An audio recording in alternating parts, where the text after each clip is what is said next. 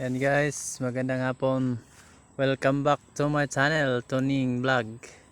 Tuning the Farmers. Ayan, ang gagawin natin ngayon is magpupruning tayo ng ating tanim na upo. Ito pala ay tinatawag nila itong 2G hanggang 3G pruning, or second generation or third generation.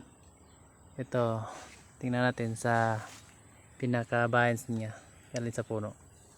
Ito, ang pinaka-puno niya, to. Putol na yan dito. Nung maliit pa to. Ito may putol na, tapos tumubo na ulit. Ito may sanga niya. Itong sanga niya. Puputulin natin yan sa dulo. Yan, may bunga dito. Yan. Ito pa.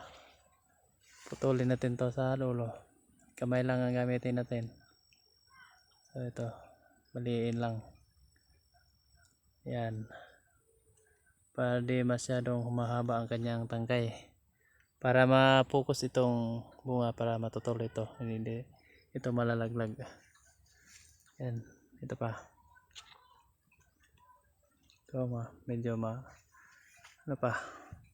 Hindi pa masyadong mahaba. Ito, masyadong mahaba na, hindi pa naputol.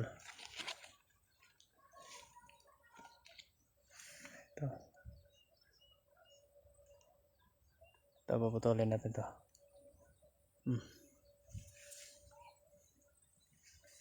Ito, sa kabila. Tara guys. Yan, may bungang sanga. Isa, dalawa lang. Tatlo. Itong bunga. Tapos dito sa dulo, wala. Puputulin natin to. Ayan. Ay, nahulog. Ito na yan. Yan ito. Ito pala ang aking tanim na talong sa ilalim. Ito ang kombinasyon ko dito. Talong, saka upo.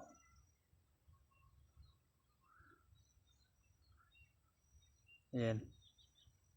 May ma-harvest pa ako sa aking talong. Bukas mag-harvest tayo. Sante. So, yun lang guys. Yan lang ang ating topic for today. 2G or 3G pruning. So, mag-experiment muna tayo kung effective ba tong technique na to. Kasi gumagaya lang tayo dito.